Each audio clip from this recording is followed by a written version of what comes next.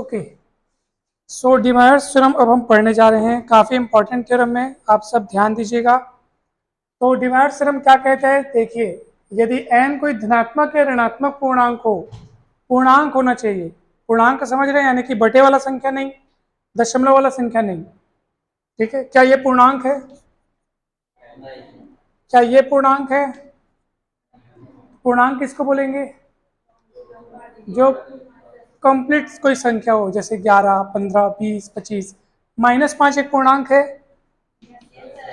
Yes, ऋणात्मक पूर्णांक है। और 0 एक पूर्णांक है?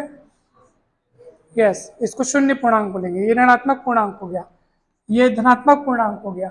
तो अगर n कोई धनात्मक या ऋणात्मक पूर्णांक हो तो देखेंगे आप कि cos theta plus i sine theta पूरे की घात में n, तो ये इक्वल हो जाता है cos n theta plus i sign n theta, यानी कि यहाँ पर जो घात पे है वो यहाँ पे एंगल में आकर के गुणा हो जा रहा है। देख रहे हैं ना, ये n यहाँ आया, थीटा के साथ गुणा हो गया तो n थीटा हो गया। यहाँ पर भी थीटा के साथ गुणा हो गए, ये क्या हो गया, n थीटा हो गया। तो ये इसी को बोलते हैं डी मायर प्रमेय। अब इसका दूसरा हिस्सा क्या कहता है कि अगर n जो है वो पूर्णांक न हो बल्कि धनात्मक या ऋणात्मक क्या हो, भिन्न संख्या। भिन्न संख्या मतलब यही 1/2, 2/3, 3/10, कुछ भी भिन्न के रूप में अगर संख्या हो तो cos theta plus i sine theta की घात में n के बहुत सारे मान हो सकते हैं और उन मानों में से एक मान ये वाला होगा। यानी कि बात ये भी वही वाली कह रहा है कि cos theta plus i sine theta बराबर cos n थीटा प्लस, तो चीज तो वही लिखी है सर, फिर अलग तरीके से लिखने का क्या मतलब है? तो अलग तरीके से लिखने का मतलब ये है कि अगर n धनात्मक या ऋणात्मक पूर्णांक होगा ना तो इसका इतना बराबर ये होगा और सिर्फ यही होगा, इकलौता मान होगा इसका। यानी cos theta plus i sine theta की घात में n, तो मतलब cos n थीटा प्लस, बस खेल खत्म, यहां तक कहानी खत्म कि अगर n प्लस या माइनस होगा तो इसका केवल यही एक ऑप्शन हो सकता है, यही एक मान हो सकता है। लेकिन अगर n धनात्मक या ऋणात्मक भिन्न होता है तो ये जो आप देख रहे हैं ना, ये भी यहाँ पे होगा। लेकिन उस समय क्या होगा पता है? अगर मैं बोल दूं cos theta plus sine theta की घात में, मान लो मैं बोल दूंगा 1/3, एक बात की बात, क्या बोल दिया? तो आप सोचेंगे सर यही वाला प्रॉपर्टी यहाँ पे भी लगाओ, जो घात में n है उसको जंप करके थीटा के साथ गुणा करो, कर सकते हो, करो तो भला। n की जगह 1/3 दिख रहा है तो गुणा करो n का, तो थीटा के साथ 1/3 का गुणा होगा तो थीटा/3 हो जाएगा और आई साइन थीटा/3 होगा कि नहीं होगा? तो बोलोगे सर बात तो यही है। तो हाँ, बात यही है, मगर सेकंड वाला जो कथन है वो कहना क्या चाह रहा है कि अगर n जो है भिन्नात्मक संख्या होगी ना तो ऐसी स्थिति में इस चीज के बहुत सारे मान हो सकते हैं, उनमें से एक मान ये भी होगा, ऐसे बोल रहे हैं। उनमें से जैसे cos theta plus i sine theta की घात में मान लीजिए 3 है, तो 3 पूर्णांक है, धनात्मक पूर्णांक है, तो इसका इकलौता सिर्फ एक मान होगा cos 3 थीटा। लेकिन वही अगर कोई भिन्न संख्या आ जाए तो उसका ये वाला मान होगा, लेकिन ये मान इकलौता नहीं होगा, इसके साथ साथ इस चीज के और भी मान हो सकते हैं। बात समझ में आ रहा है? पूर्णांक में इकलौता यही मान होगा, लेकिन अगर भिन्न संख्या है तो अनेक मान होंगे, उनमें से एक मान ये होगा। तो कितने मान होंगे सर? तो जितना हर में रहता है ना उतने ही मान होते हैं, याद रखना आप। हर में कितने? तो समझ जाओ इसके 3 मान होंगे, तो 3 मानों में से एक ठोक मान ये है। तो ये डिवाइड में हो गया, समझ में आया? क्या प्रूफ करेंगे? प्रूफ अभी के अभी प्रूफ करेंगे। तो चलिए मैं प्रूफ करने जा रहा हूँ, तो मैं इसको मिटा रहा हूँ। क्या आप सब रेडी हैं? क्या आप सब तैयार हैं? हंस क्यों रहे? वीडियो बन रहा है इसलिए। चलिए, तो पहला वाला, मैं पहले वाले केस में ही 2 बातें कह दी गई हैं कि n क्या हो, या तो n मतलब n धनात्मक या n जो है धनात्मक या ऋणात्मक पूर्णांक हो। तो पहले मैं धनात्मक मान के चलूंगा, उसके बाद ऋणात्मक मान के चलूंगा, ठीक है? तो चलिए पहला केस मान लेते हैं कि माना n धनात्मक पूर्णांक हो। n क्या है? धनात्मक पूर्णांक है, ठीक है? कहीं पर भी यहां तक के डाउट हो तो पूछ लो। चलिए, तो माना n क्या है, पहले क्या मान लेते हैं n को, धनात्मक पूर्णांक मान लेते हैं। अब देखिए ध्यान से, ध्यान दीजिएगा, cos theta 1 plus cos theta 1 plus i sine theta 1 है ना, और मैं दो चीजें लेके चलता हूँ, cos theta 2 plus i sine theta 2, ठीक है, मेरे को इन दोनों को गुणा करना है। देखते जाइए, आपको आगे चल के सब समझ में आ जाएगा, आप सिर्फ देखते जाओ।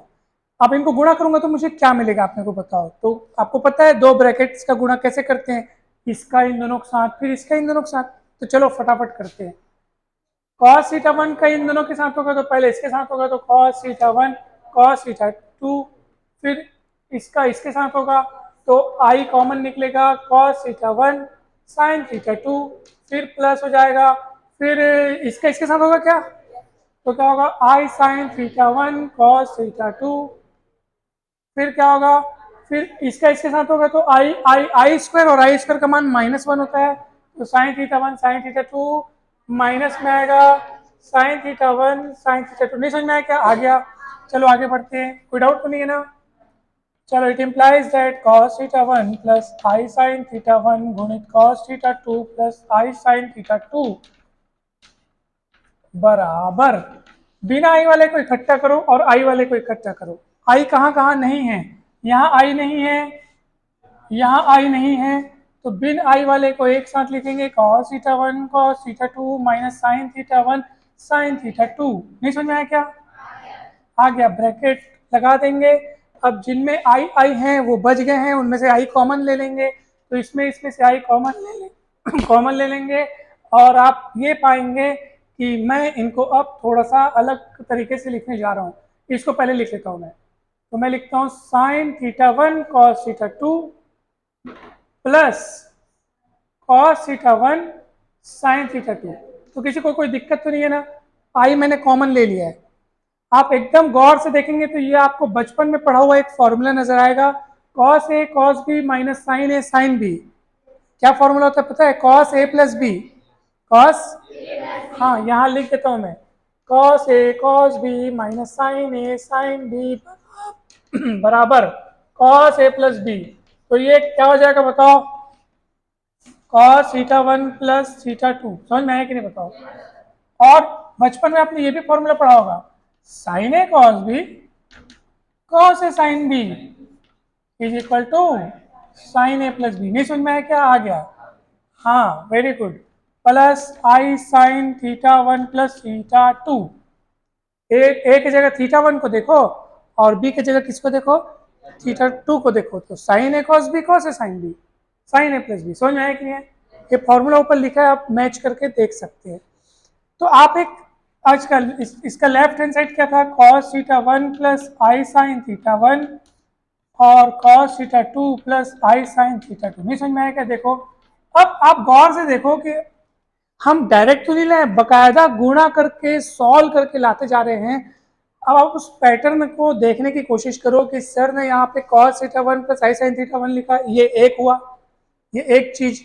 दूसरी चीज क्या थी, cos theta 2 plus i sine theta 2। लेकिन आपको बराबर के उस पर क्या दिख रहा है, आपको दिख रहा है कि सर यहाँ पे आप एक चीज और दो चीज लिखे थे, यहाँ आकर के वो एक ही चीज दिख रही है, पूरी एक ही चीज है, cos फलाना प्लस आई साइन फलाना। लेकिन उस फलाने में एंगल में देखो क्या हो गया है, इन दोनों ब्रैकेट्स के एंगल जुड़ गए हैं। यहाँ पे एंगल कौन था, थीटा 1 था, यहाँ एंगल कौन है, और ये दो अलग अलग कोष्टक हैं, और यहाँ पे क्या दिख रहा है आपको, एक ही चीज लिखी हुई है, लेकिन चेंजेस कहाँ दिख रहे हैं, एंगल्स में। क्या क्या चेंजेस दिख रहे हैं, इन दोनों कोष्टकों में जो एंगल हैं वो आपस में जुड़े हुए दिख रहे हैं। बात समझ में आ रही है, इसमें कौन था, थीटा 1, इसमें कौन था। अगर मान लो एक ये पहला ब्रैकेट हुआ, दूसरा ब्रैकेट हुआ, अगर मैं तीसरा ब्रैकेट भी ले लेता cos theta 3 plus i sine theta 3 के नाम से, बाजू में एक और ब्रैकेट का गुणा कर देता, तो क्या तुम लोग बता सकते हो कि यहाँ पे क्या मिला होता। यहाँ पे मिलती है एक ही चीज हमको, लेकिन उसमें देखना जब दो ब्रैकेट लिया हो तो मेरे को यहाँ पे कितने एंगल जुड़े हुए दिख रहे हैं, दो जन, थीटा 1 और थीटा 2। यहाँ पे भी वही। अगर मैं इसके साथ साथ तीन ब्रैकेट लेता, अर्थात कोई मेरे को बता सकता है क्या, cos theta 1 plus i sine theta 1 गुणित cos theta 2 plus i sine theta 2 गुणित तीसरा ब्रैकेट क्या हो जाता, cos theta 3 plus i sine theta 3। अगर मैं करता तो आप इसको देख के बताओ कि मुझे बराबर के बाद क्या मिला होता है। दिमाग लगाओ, कुछ दिमाग लगाओ कि दो ब्रैकेट्स, इसमें थीटा 1 है, इसमें कौन है, लेकिन वहां जाकर के सब एक साथ जुड़े हुए दिख रहे हैं। तो यहाँ पे सब के साथ एक साथ जुड़े हुए थीटा 1 प्लस थीटा 2, तीसरा ब्रैकेट एक्स्ट्रा आ गया इसलिए वो एंगल और जुड़ जाएगा, तो क्या हो जाएगा, थीटा 3 हो जाएगा। नहीं समझ में आया क्या? और i sine theta 1 plus theta 2 plus theta 3, लेकिन ये हम एक साथ डायरेक्ट तो नहीं लिख सकते, तो इसलिए मैं यहाँ पर एक लाइन, जिसके लिए मैं जगह छोड़ दिया हूँ पहले से, तो मैं यहाँ पे एक लाइन लिखूंगा, अब दोनों पक्षों में, तो समझ में आया कि नहीं कैसे है ना। तो मैं यहाँ पे दोनों पक्षों में, लेकिन यहाँ तक पहुँचने के लिए वो आवश्यक काम तो करना पड़ेगा ना, तो वो दोनों पक्षों में मैंने वास्तव में किसका गुणा किया, अब दोनों पक्षों में मुझे cos theta 3 plus i sine theta 3 का क्या करना पड़ेगा, हाँ वेरी गुड, का गुणा करने पर ठीक है, cos theta 3 plus i sine theta 3 का गुणा। चलो करो गुणा, ये नीचे हमको जलाना था वो तैयार हो गया है, ये आया कैसे उसका बस कंप्लीट होना चाहिए ना, सही समझ में आया नहीं वाला पूरा। तो चलो दोनों पक्षों में गुणा करो, तो cos theta 1 plus i sine theta 1 गुणित cos theta 2 plus i sine theta 2 गुणित cos theta 3 plus i sine theta 3, और उस पर गुणा करोगे तो क्या होगा, cos theta 1 plus theta 2 plus i sine theta 1 plus theta 2, और तुम जो गुणा कर रहे हो वो है cos theta 3 plus i sine theta 3। समझ में आया? ऐसे तो तुम लोग जब इसको गुणा करोगे ना, इसको दो ब्रैकेट का गुणा कैसे करते हैं, इसका इन दोनों के साथ, फिर उसका उन दोनों के साथ, जैसे यहाँ किए थे कि नहीं किए थे बताओ।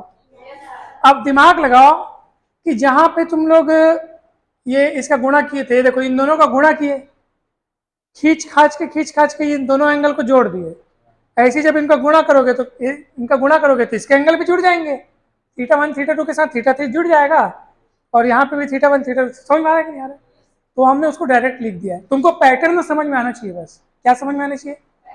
क्या कोई बता सकता है कि अगर इसके साथ अगर चौथी जोड़ी और आ जाती, चौथा ब्रैकेट और आ जाता, cos theta 4 plus i sine theta 4 अगर और आ जाता, तो वहां पे क्या हो जाता, क्या चेंजेस देखने को मिलता। तो सीधी सी बात है सर, वहां पे एक ही चीज रहती, cos साइन बस रहता, लेकिन उनके एंगल में वो जुड़ जाते, cos theta 1 plus theta 2 plus theta 3 plus theta 4 plus i sine theta 1 plus theta 2 plus theta 3 plus theta 4। समझ में आया कि नहीं है? क्लियर है? तो इसी कहानी को हम सीधे सीधे nवें पद तक के लिए बढ़ाएंगे, इसी प्रोसेस को जारी रखेंगे, और कहाँ तक के लिए बढ़ाएंगे, nवें पद तक के लिए। क्या आप सब तैयार है? चलिए इसी क्रम को आगे बढ़ाएंगे, और देखिए ध्यान से, मैं यहाँ लिखता हूँ cos थीटा 1 प्लस क्या हो जाएगा बेटा, आई साइन थीटा 1 इंटू cos theta 2 plus i sine theta 2। ठीक है, चलते चलते ये कहाँ तक पहुँचेगा, nवें पद तक। nवें पद मतलब cos theta n plus i sine theta n। कोई मुझे बता सकते हैं वहाँ क्या आएगा? जब दो ब्रैकेट थे तो केवल थीटा 1 प्लस थीटा 2 दिखता था, जब तीन ब्रैकेट हो गए तो theta 1 plus theta 1 plus theta 2 plus theta 3 दिखने लगा, जब चार लेता तो मैं theta 1 plus theta 2 plus theta 3 plus theta 4 दिखता। कितना टुक ले चुका हूँ मैं, तो वहां क्या दिखेगा, cos थीटा 1 थीटा 2 चलते चलते थीटा n तक दिखेगा। नहीं समझ में आया क्या? Plus i sine theta 1 theta 2 चलते चलते थीटा n। किसी को कोई डाउट? तो आपने ना, अच्छा ये फॉर्मूला हमारे काम आगे आएंगे कि सर जब दो ऐसे ब्रैकेट का गुणा करेंगे तो हम इक्वल टू के बाद डायरेक्ट दोनों ब्रैकेट में जो एंगल है उनको जुड़ा हुआ पाएंगे। तो मतलब ये पूरे थ्योरम का पूरा प्रूफ हमारे काम का है। आगे चल करके हमको ये वाला फॉर्मूला भी यूज करना पड़ेगा, है ना। ये देखो ये अपने आप में एक फॉर्मूला बन गया। मेन फॉर्मूला तो हम सिद्ध करने वाले हैं, एक लाइन के बाद वो मेन फॉर्मूला सिद्ध हो जाएगा, लेकिन ये जो तैयार हुआ है ना आपके पास, ये अपने आप में एक फॉर्मूला, इसको याद रखना। तो आप तुम लोग बोलोगे सर ये फॉर्मूला किस तरीके से याद रखेंगे, या इस फॉर्मूले में क्वालिटी क्या है? क्वालिटी आपको साफ साफ नजर आ रही है कि cos theta 1 plus i sine theta 1 ये एक ब्रैकेट हुआ, cos theta 2 plus i sine theta 2 ये दूसरा ब्रैकेट हुआ, लेकिन बराबर के उस पर हमको दो ब्रैकेट नहीं दिख रहे हैं, हमको एक ही चीज दिख रही है। बस फर्क कहाँ दिख रहा है, इसका वाला एंगल और इसका वाला एंगल एक साथ जुड़ा हुआ दिख रहा है, एक साथ यहाँ जुड़ा हुआ दिख रहा है। तो ये अपने आप में एक फॉर्मूला है। तीन ब्रैकेट रहते तो तीनों जुड़ते, जैसे जुड़े हुए दिख रहे हैं। कहाँ गया, इधर। क्लियर है, समझ में आया ना? चलो, तो इसी रूप को मैं व्यापक रूप से लिखा हूं nवें पद तक के लिए। अब मैं क्या करने वाला हूं, ध्यान से सुनो। अब थीटा 1 बराबर थीटा 2 बराबर सब ये जो 1 2 का भेदभाव हटा दो। थीटा 1 को बराबर ले लो थीटा 2 के, थीटा 2 बराबर ले लो थीटा 3। समझ में आ रहा है? सबको बराबर ले लो, सबको एक दूसरे के बराबर ले लो थीटा n, और इस सबको क्या मान लो, सिर्फ और सिर्फ थीटा मानो। क्या मानो? हाँ, 1 2 का भेदभाव हटाओ, सबको बोल दो थीटा। तो चलिए देखते हैं क्या मिलेगा। मैं इसको मिटाना चाहता हूँ, मिटा दूँ? चलिए, तो ये मिटा रहा हूँ मैं। सुन लो ध्यान से, अभी तो हम लोग n को बस धनात्मक लिए हैं, अभी ऋणात्मक वाला बचा है, उसके बाद भिन्न वाला बचा है। होगा होगा होगा, ठीक है। चलिए, ओके, अब सुनो ध्यान से, मैंने क्या किया, सबको, चलो अब यहाँ 1 2 ये जो 1 1 और 2 2 और 3 3 दिख रहा है, सबका भेदभाव हटाओ, सबको थीटा थीटा लिखो, बस क्या मिलेगा बताओ। cos theta plus i sine theta, एक बार हो गया, दोबारा वही चीज बाजू में भी है। तो क्या वहां पे 2 2 लिखोगे क्या? तो बल्कि क्या करोगे, मतलब वो इसी के जैसा बनेगा। जब इसी के जैसा बनेगा तो उसको मैं वर्ग लिख देता हूँ, लेकिन वर्ग नहीं लिखना क्योंकि उसके बाद कोई और है, वो सेम रहेगा। उसके बाद कोई और, ऐसे कितने बार होगा, एन बार वही वही वही वही चीज लिखोगे, उससे अच्छा घात में एन चढ़ा दो सर। समझ में आया कि नहीं है? वही वही चीज एन बार लिखते, उससे अच्छा घात में एन चढ़ा देते हैं। उधर देखो तो, ये थीटा 1 को भी तुमको थीटा ही लिखना है, ये थीटा 2 को भी तुमको थीटा ही लिखना है, थीटा थीटा बोलो बेटा। मतलब थीटा थीटा कितना होगा, 2 थीटा, एक और थीटा जुड़ेगा तो 3 थीटा। कितने बार जुड़ना है, तो एन थीटा हो जाएगा, क्योंकि हम सबको इक्वल करके सबको थीटा थीटा मान रहे हैं। तो 1 theta 2 theta 3 theta n theta, कितने बार है, तो n theta plus i sine, वो भी एन थीटा हो जाएगा ना बेटा, हो गया ना? डिवाइड रो में प्रूफ यही था, प्रूफ हो गया, यही था, याद करो। समझ में आया कि नहीं आया? अरे अभी तो पहला केस हुआ है, जब एन धनात्मक पूर्णांक है। अब हम लोग क्या मानेंगे बेटा, 5 मिनट का समय दीजिए, अभी भी सिद्ध हो जाएगा। चले, चलिए, क्या मैं इसको मिटाऊं?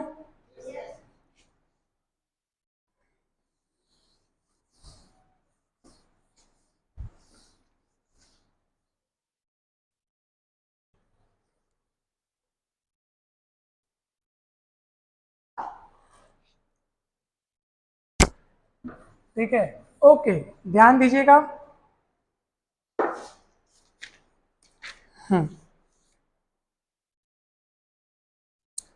चलिए, अब हम क्या मान लेते हैं, केस नंबर सेकंड, जब n क्या है, ऋणात्मक पूर्णांक। तो भैया ऋणात्मक पूर्णांक के बराबर आपको मानना पड़ेगा, तो आपको मानना पड़ेगा कि माना n बराबर माइनस एन, n बराबर माइनस क्यों मान रहे हैं, क्योंकि हम ऊपर लिख दिए ऋणात्मक पूर्णांक। समझ रहे बात को? चलिए गाड़ी आगे बढ़ाते हैं। अब cos theta plus i sine theta की घात में n लेके चलते हैं, और n की जगह क्या रखते हैं अपन, क्योंकि n बराबर माइनस एम माने, cos theta plus i sine theta की घात में n का मान माइनस एम रखते हैं। कोई दिक्कत तो नहीं है? माइनस घात के कारण उसको नीचे लाना पड़ेगा, ताकि उसकी घात क्या बन जावे, प्लस बन जावे। तो इसको हम लिखें cos theta plus i sine theta की घात में m। कोई डाउट तो नहीं है? पहले m माइनस पे था, पहले m और नीचे आके जब वो प्लस बन चुका है तो हम प्लस वाला सूत्र लगा सकते हैं ना पिछले वाले केस का। भाई ये यहाँ पे n कौन था बताओ, धनात्मक पूर्णांक, तो धनात्मक पूर्णांक के लिए सूत्र सिद्ध कर चुके हैं कि नहीं। तो भैया यहाँ पे m ऊपर था तब तक तो माइनस था, लेकिन नीचे आके क्या हो गया वो, तो जब वो प्लस बन चुका है, जब वो धनात्मक बन चुका है, तो हम ये वाला सूत्र यहाँ लगा सकते हैं कि नहीं लगा सकते, लगा सकते हैं कि नहीं लगा सकते, मैं पूछना चाहता हूँ, लगा सकते हैं ना। हाँ चलिए लगाइए, तो लगाइए, तो कितना होगा बताइए, 1/cos m theta plus i sine m theta. कोई डाउट है क्या, पक्का। हर का परिमेयकरण जानते हो, कर देते हैं चलो। हर का परिमेयकरण यानी क्या होता है, रेशनलाइजेशन यानी क्या होता है, रेशनलाइजेशन में ये चिन्ह दिख रहा है प्लस, तो हम माइनस करके ऊपर नीचे गुणा करते हैं, तो cos m theta plus i sine m theta, तो क्या करेंगे, तो cos m theta minus i sine m theta और cos m थीटा आई साइन m थीटा और cos m, उसका एक से गुणा करोगे तो cos m theta minus i sine m theta. नीचे में देखो बेटा a plus B a minus B क्या होता है, a square minus a square मतलब cos square m theta, b square करोगे तो आई स्क्वायर भी होगा, और आई स्क्वायर का मान -1 होता है, तो माइनस माइनस डायरेक्ट प्लस लिख दो क्या, साइन स्क्वायर m थीटा। और आपको पता होगा cos स्क्वायर कुछ भी प्लस साइन स्क्वायर कुछ भी मतलब सेम सेम अगर हो तो ये 1 हो जाता है ना। cos square x plus sine square x कितना होता है 1, तो ये 1 हो जाएगा, तो क्या बच जाएगा, cos m theta minus i sine m theta. Doubt है क्या, कुछ भी डाउट हो तो आप पूछ सकते हैं। आइए अब एक काम करते हैं, क्या मैं इसको ऐसे लिख सकता हूँ क्या, cos को ऐसे लिख सकता हूँ क्या माइनस m थीटा, आप बोलोगे कैसे लिख दिए सर, लिख सकते हैं, बताओ क्यों, क्योंकि आप बचपने में पढ़े होंगे कि cos माइनस एक्स मतलब cos x ही होता है, लेकिन साइन का ऐसा नहीं होता है सर। हाँ ये वाला माइनस में अंदर ले जा रहा हूँ, तो क्या होगा बताओ, plus i sign minus M theta. समझ में आ रहा है, आपको यकीन नहीं है तो देखो माइनस सामने आएगा तो माइनस प्लस माइनस नहीं हो जाएगा क्या बताओ, लेकिन cos में ऐसा नहीं होता है, cos माइनस एक्स बराबर क्या हो जाता है, cos x ही होता है, ठीक है, तो ये आप जानेंगे हमेशा। चलो आगे बढ़ते हैं, अरे बाबा माइनस एम कौन है, माइनस एम क्या है एन, तो क्या हो जाएगा cos n थीटा, और ये क्या हो जाएगा, ये ब्रैकेट चाहो तो आप यहीं लगाओ या पूरे में से एक साथ लगा सकते हो, चलेगा, ठीक है, यहाँ पे भी ऐसे लगा सकते हो पूरे में साथ, तो ये एन थीटा हो गया, और ये क्या हो जाएगा साइन, हाँ साइन एन थीटा, क्योंकि माइनस एम को अपन ने क्या माना है, हाँ हो गया, प्रूफ हो गया। देखो तो इसका लेफ्ट हैंड साइड क्या था, ये यहाँ से शुरुआत किए थे, cos theta plus i sine theta की घात में n से शुरुआत किए थे, और देख लो सिद्ध कर दिए cos n थीटा आई साइन n, मतलब वही चीज निवार पर में, समझ में आएगा बताओ, तो ये सिद्ध हो गया। अब जो तीसरा वाला जो केस था वो मैं आपको एक बार होमवर्क देता हूँ, ठीक है, एक बार पढ़ के आना आप लोग, कहीं भी डाउट होगी तो पूछना कि अगर n का मान अगर भिन्नात्मक रहेगा, धनात्मक या ऋणात्मक अगर भिन्न के रूप में रहेगा तो उसको कैसे बनाएंगे, एक बार पढ़ के आना फिर वो बता दूंगा।